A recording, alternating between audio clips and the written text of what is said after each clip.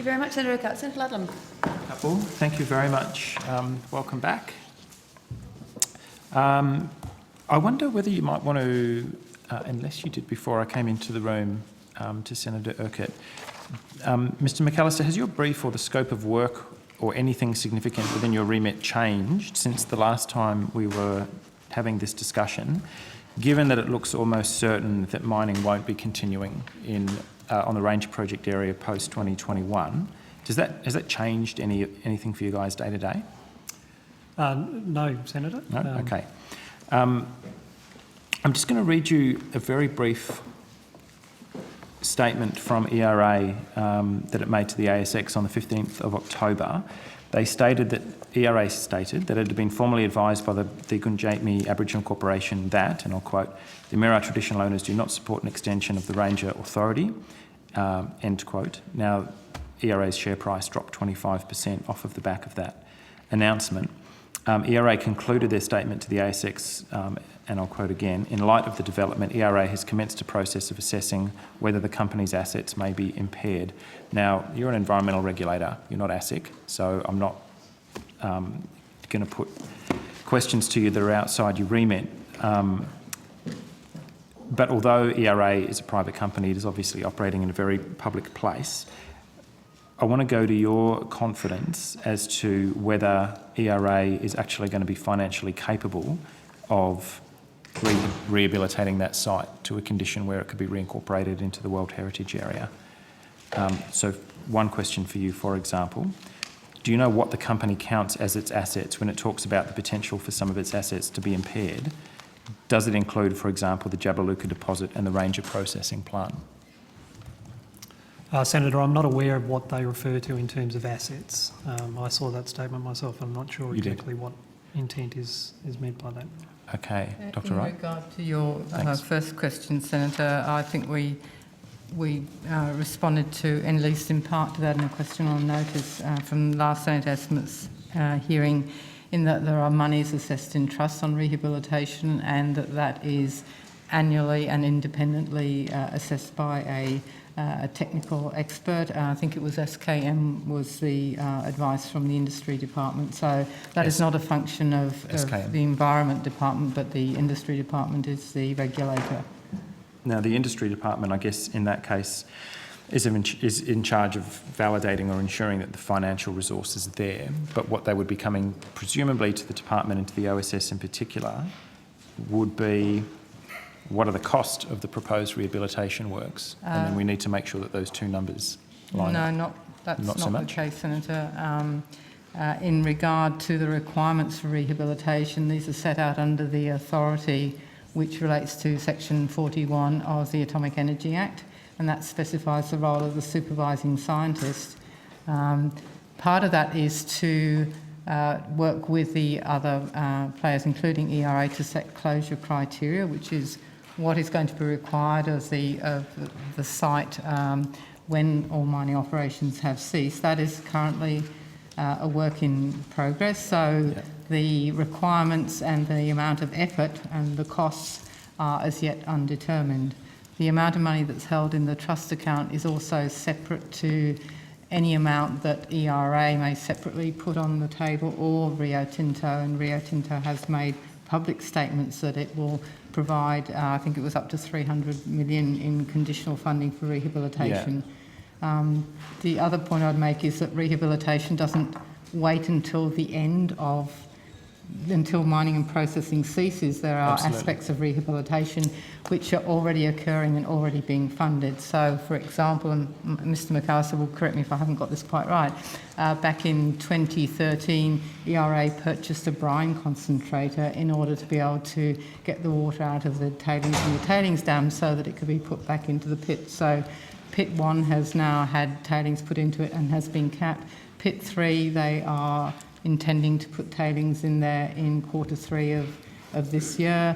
Also, from the annual report last year, ERA said that they had spent 57 million on rehabilitation work. So it doesn't all wait until the end. There are various steps being made and expenses being incurred as we go. And so to take the example that you've put to us, the brine concentrator, which was, I think, about trying to get some of the excess water off-site that they had piling up, that came out of the rehab funds rather than just their operational budget? No? No, that's out of operational funding. $220 million was spent on the brine concentrator. So they're investments that have occurred already, including $80 million on a dredge for the tailings dam, which is... On a what, sorry? A dredge for the tailings dam, to transfer the tailings from the tailings dam through to pit 3. That's currently being commissioned and should, as Dr Wright indicated, should be underway in terms of transfer sometime towards the end of this month. But if I want to thank you for that, that's useful to know. And I think it is an important acknowledgement that rehabilitation has started, irrespective of how long the eventual mine life might be. But should I go and talk to the Department of Industry if I want information about that supposed asset impairment that ERA intimated to the ASX? Do you have any visibility of that, of whether the money's going to be there to fund those works? As I said before, I'm not sure what they mean by asset impairment, so I'm unclear as to what that means in a stock exchange sense or as a company sense. Well, the Ranger mill either has value as an ongoing concern to mill the 3 Deeps ore, in which case it has a certain value as an asset, or it's a worthless pile of garbage that has to be buried, depending on decisions that the company makes. That's... My view in terms of the mill is the mill itself would have to be disposed of at the end anyway. Yeah. As an ongoing concern, I can't imagine that mill would be sellable. Sellable, yeah. Depending on... We've only got... Senator, I think in regard to impairment of assets, that's something that would be required by law to be covered in the financial statements, that are annual financial statements of the company that lodged with the stock exchange anyway. Yeah. So it's a technical accounting issue and not one that we nor necessarily industry department could comment on. Okay. Can you give us a guarantee, I might put this to you, Senator Birmingham, if you'd rather, that taxpayers aren't going to be asked to fund this company's liability if they're unable to, in order to get the project area back into a condition where it could be reincorporated into the World Heritage Area? Can I get a read on government policy on that matter from you, Senator Birmingham? Senator, I am confident that it would certainly be the government's intent that the company meets all of its obligations as set out through the EPBC Act and other mechanisms. Okay. Can you get apologies if I've strayed more into financial regulatory terrain. And I should add that, with commensurate with those responsibilities, that we do expect full rehabilitation of the site to occur. All right, let's get a sense of what that would look like. It seems increasingly unlikely that 3 Deeps will be mined, both from a corporate point of view and from a traditional owner point of view. Jabiluka's not on the table, and the lease extension appears to be off the table as well. So 2021 looks like the door will be closed. From the OSS's point of view and from an environmental and probably cultural point of view, what does that site look like at the end of rehabilitation? Or is it even possible to talk about the end? Or is this a process that will go for many years? It's certainly a process that will go for many years. As to what it will look like, it's in terms of landform, is that what you're discussing? The landform modelling is certainly underway, and we've had quite a few landforms produced in relation to Ranger, and we've actively worked on those in terms of modelling for 1,000 to 10,000 years. Now, that still has some scope to change, and we would not want to see that set at this point because there may be aspects that need to be worked on in relation to closure. Okay. Yeah. And that's with traditional owners as well. Traditional owners are party to that discussion. So. Yeah.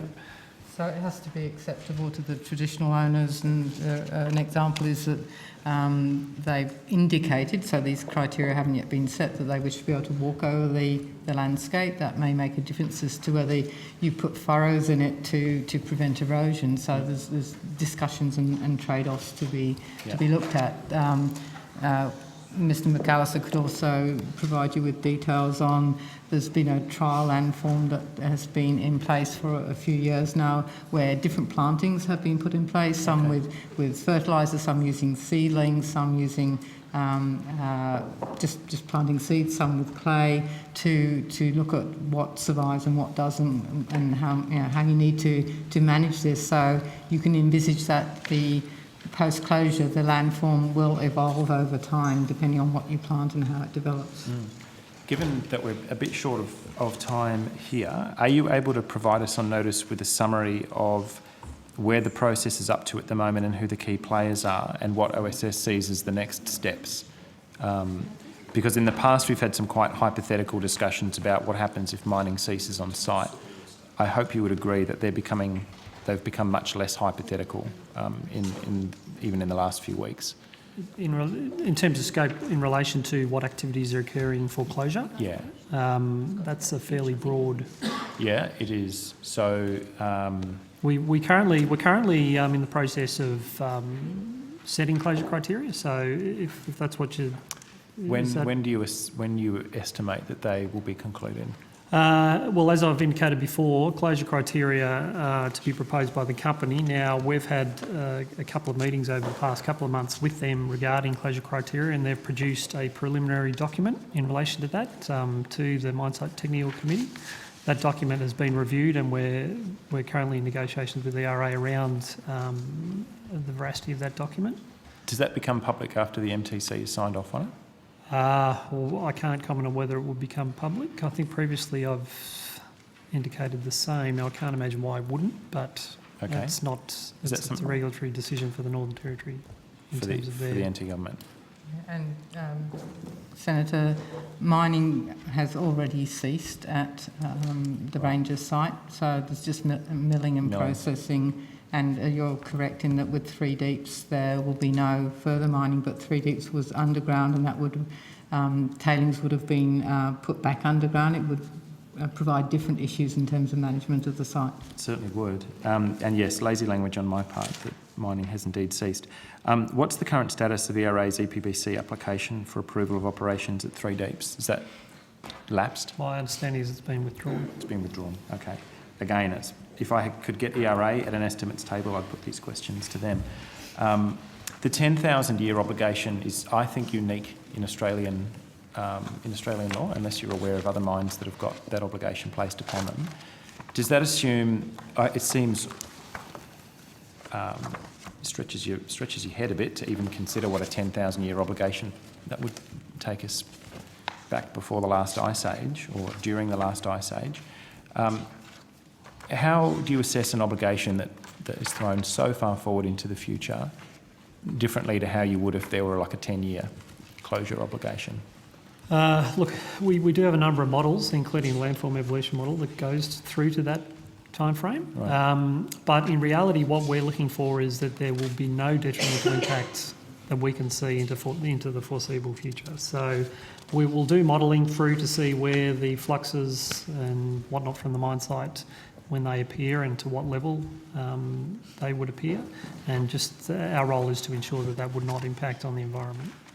So it's effectively, I wouldn't say in perpetuity, but it's close to it. Yeah. So the 10,000-year time frame we will model for, but in reality, from some of the early modelling we've seen, that you're talking more the 100 to 300-year time frame to see anything significant. Yeah. Okay. So, can I just confirm if you've got many more questions? Do you want to close this out at past? As soon as possible, yes, because we're a bit behind time. And that's partly my fault. All right, I'll try and wrap this up as quickly as I can. Thank you. No detrimental impacts that we can see.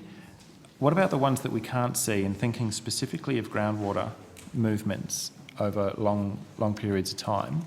Is that something that's going to require active management as opposed to just monitoring?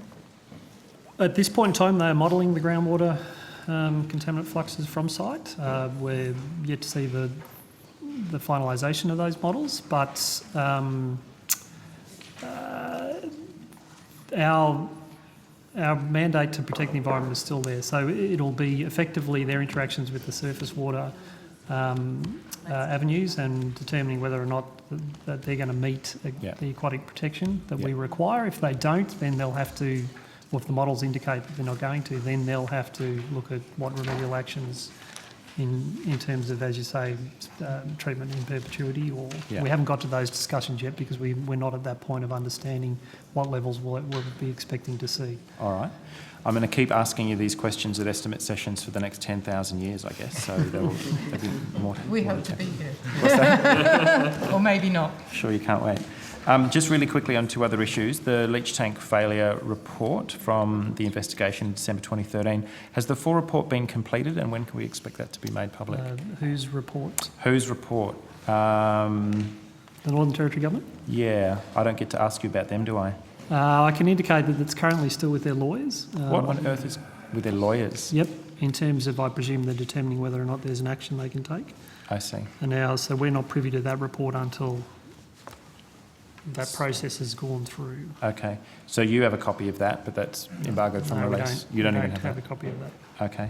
And the fire, so ERA was recently responsible for an uncontrolled fire, which is the second in 2 years, that burnt out around 200 square kilometres.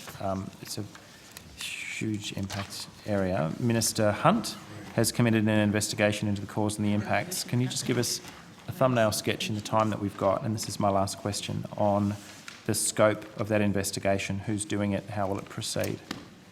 In terms of the scope, I'm not clear, but it's being done by our colleagues in the Environmental Standards Division. Or, okay, Senator, we thanks for coming addressed forward. a bit of this earlier when the Director of National Parks was here, but Minister Hunt has requested an investigation which will be undertaken by our Compliance and Enforcement area in the Environmental Standards Division.